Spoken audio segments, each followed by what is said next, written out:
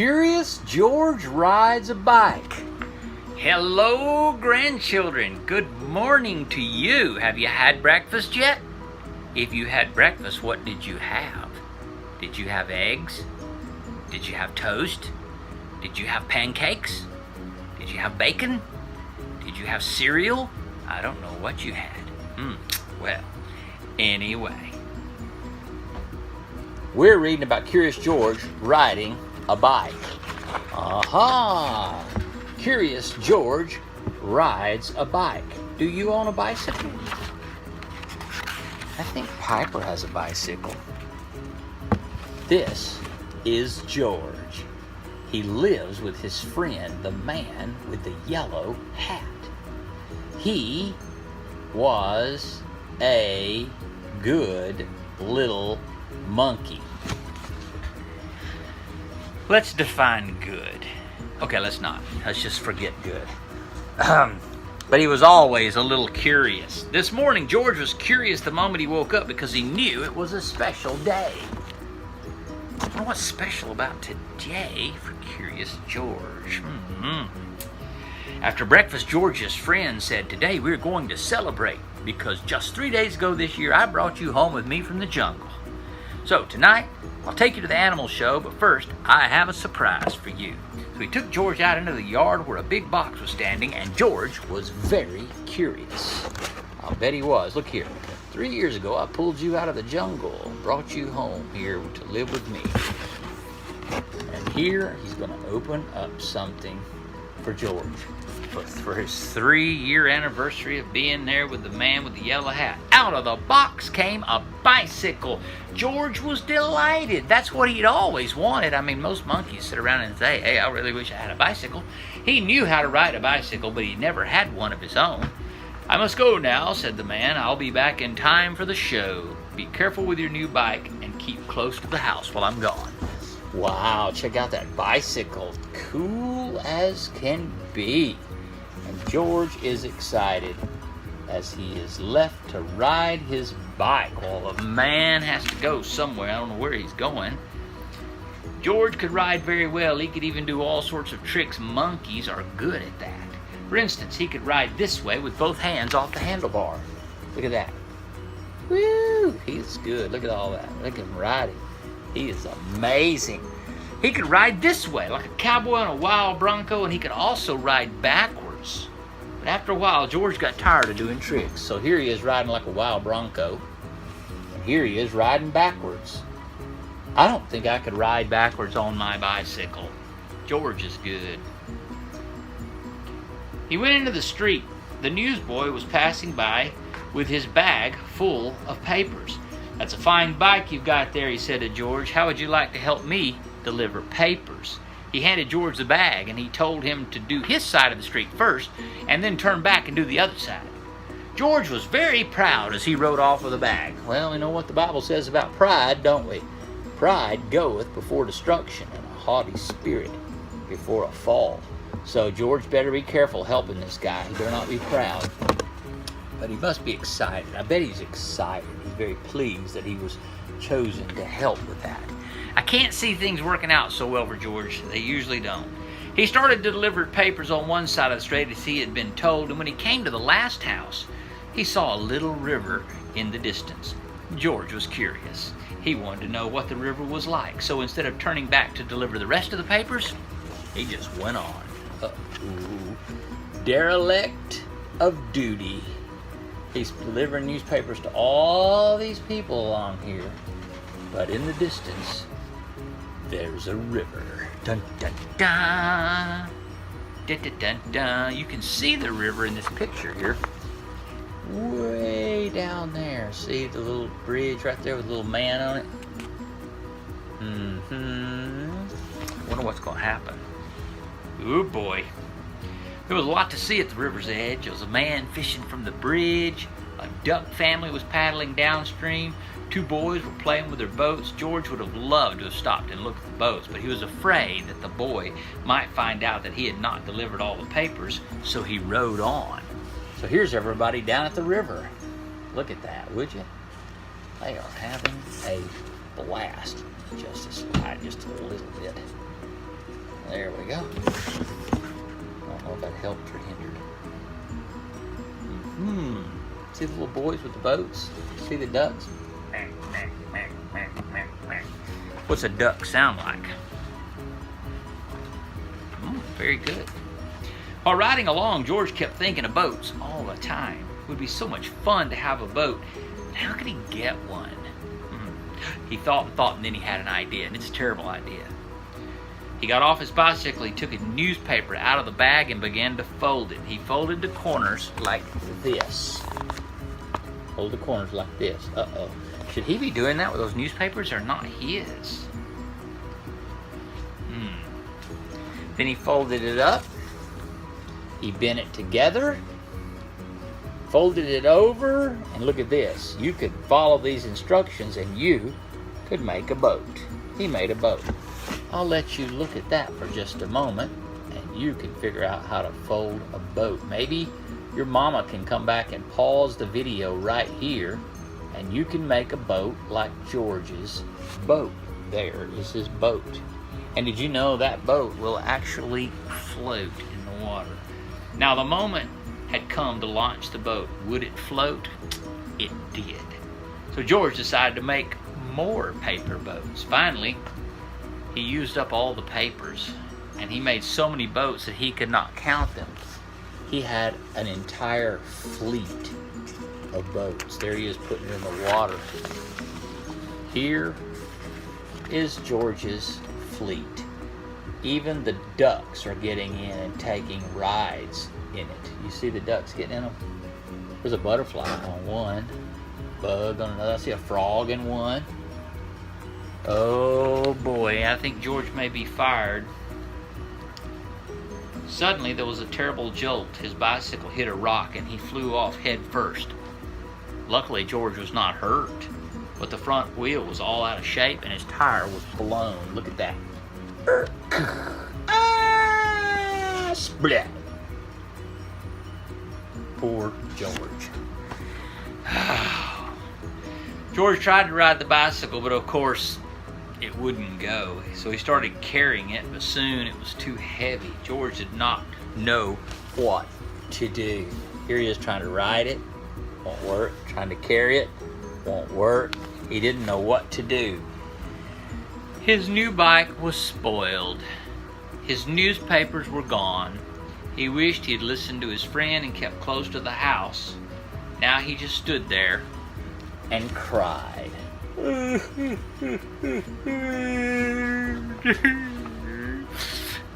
Have you ever cried?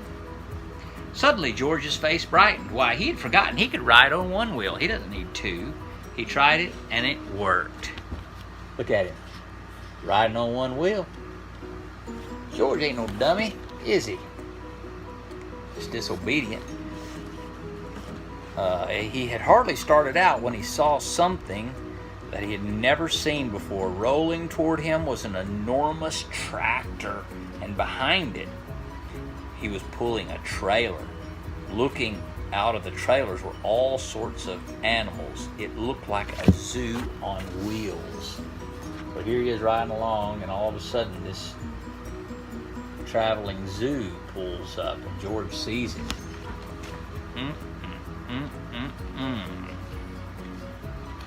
The tractor stopped, and two men jumped out. "Well, well," said one of the men, "a little monkey who can ride a bike, Bronco fashion.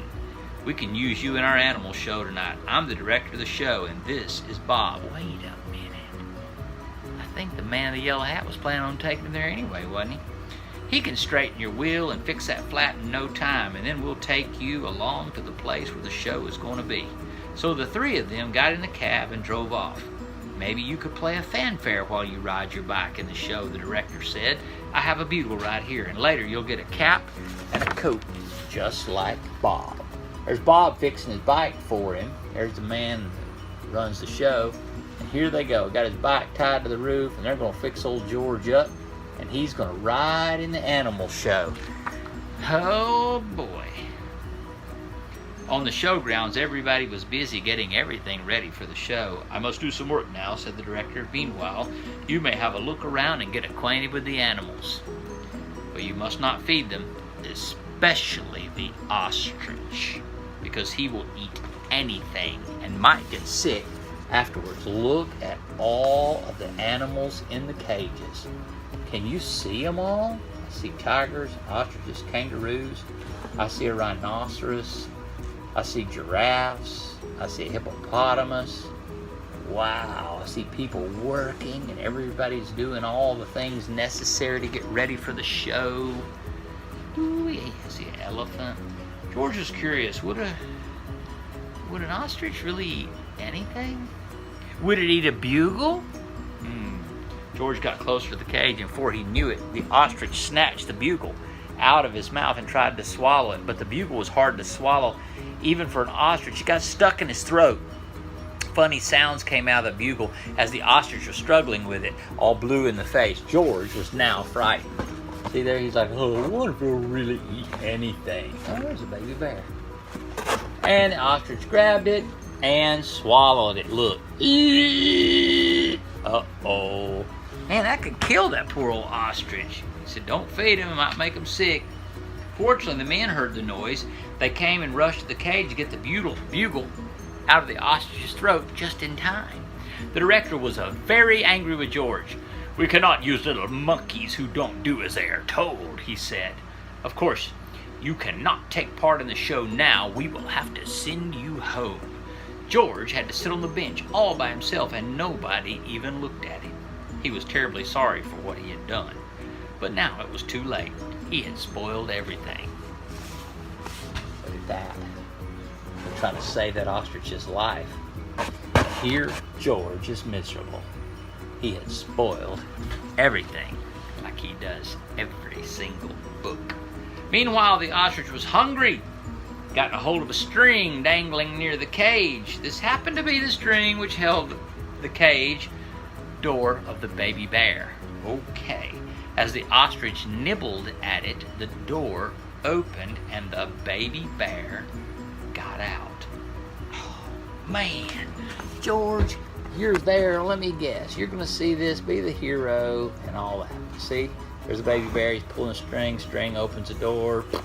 Bear gets loose. He ran away as fast as he could. He made straight for a high tree near the camp. Nobody had seen it but George.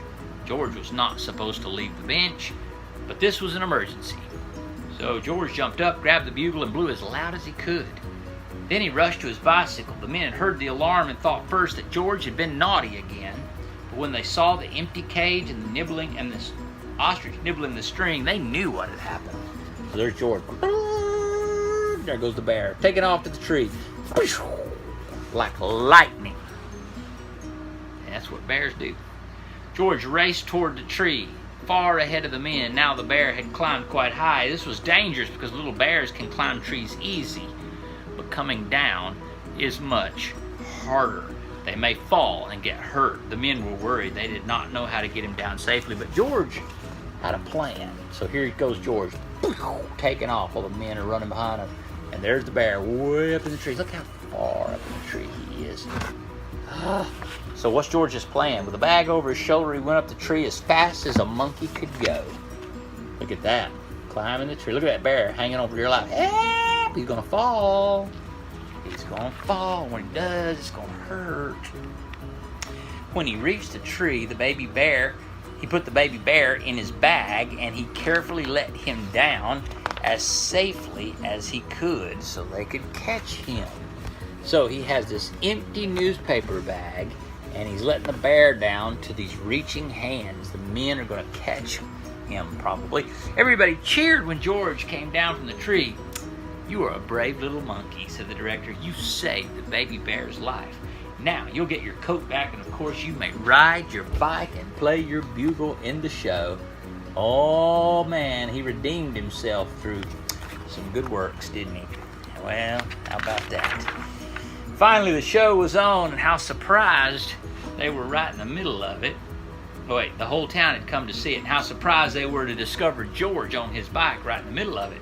The newspaper boy was there too, and the man also with the yellow hat. So here is the circus going on. We'll zoom in on some of this here in a second. Okay, you look down here. There's the man in the yellow hat, which is actually white in this book because it's just not the right colors. And the newsboy is is over here. He's the guy that had all the newspapers lost. And where's George? Do you see George in the middle of all of this? Uh-huh. There he is, riding his bike, riding a wheelie on his bike. And here's the ostrich with the bear on his back. How about that? How about that? I bet nobody expected that. And the man with the yellow hat had been looking for George everywhere, and he was happy to find him at last. The newsboy was glad to get his bag back, and the people on the other side of the street whose papers George had made into boats were not angry with him anymore. When the time had come for George to say goodbye, the director let him keep the coat and the cap and the bugle, and then George and his friend got in the car. But here they are. Wooshy, wooshy. He's happy to see him. And all these people, they don't care they lost their newspaper for some reason. And here he goes. George gets in his car so they could go home. Zoom! Another story of a rebellious monkey that saves the day. George, what do we do with you? I love you, grandchildren.